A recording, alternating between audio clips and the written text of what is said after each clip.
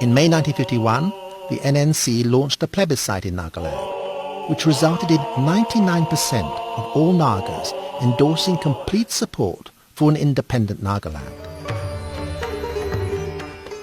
The issue of Naga independence and the verdict of the Naga plebiscite was put to the then first Prime Minister of India, Jawaharlal Nehru, in Delhi on March the 11th, 1952. Now, even though Nehru had supported self-determination for the Nagas in 1944, when faced with the demand, he simply exploded with anger and exclaimed, "Whether heaven falls or India goes to pieces and blood runs red in the country, I don't care. Whether I'm here or for that matter any other body comes in, I don't care. Nagas will not be allowed to become independent." In January 1952, the National Council launched a civil disobedience campaign, refusing to pay taxes and boycotting India's first ever general election. No Nagas stood for election. No Nagas voted. Nevertheless, on March the 30th, 1953, the Nagas welcomed Nehru's decision to visit Kohima. The Prime Minister was accompanied by his daughter, Indira Gandhi, and also by the Burmese Premier, U Nu.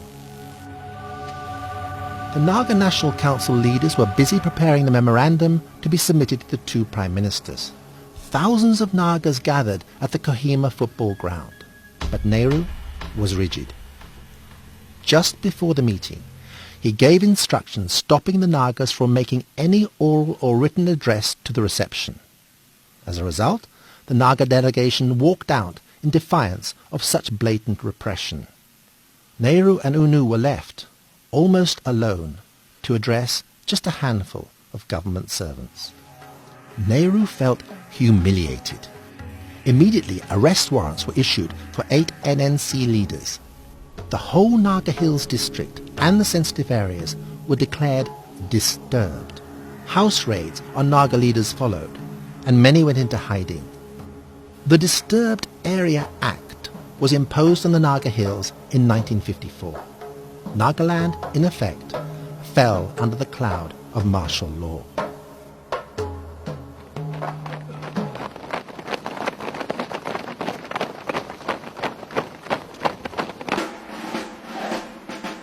Realizing the danger of armed repression, on August the 10th, 1954, Fizo entered into agreement with the leaders of Free Nagas and formed the Naga Country Guard to oppose the Indian Armed Forces.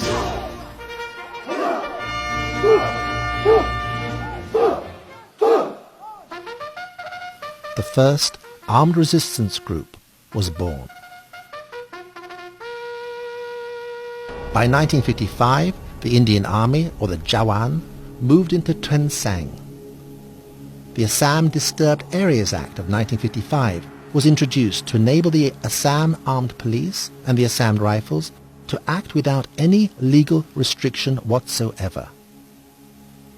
A reign of terror broke out, and the open war commenced, a war that has brought heavy casualties and loss of life to both sides for many years.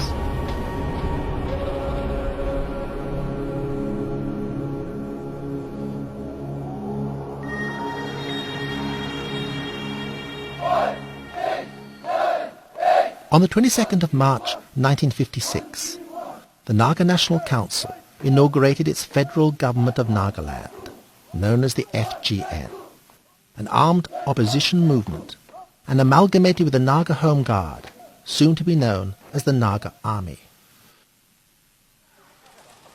In 1956, the fighting intensified between the Indian security forces and the Naga resistance. Churches were burned, villages razed, aircraft were used to bomb and harass the Nagas.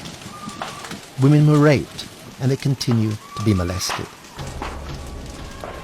Even places of worship were not spared from the violations. Bible Hill, for example, a Christian mission centre in Fort Kohima, was occupied by units of the 14th Assam Rifles. They burnt the Reverend Palesto Chase, the head of the centre, to death. And between 1954 and 1964, innocent villagers were arrested and confined in Indian jails and concentration camps. Many died, others were simply mutilated.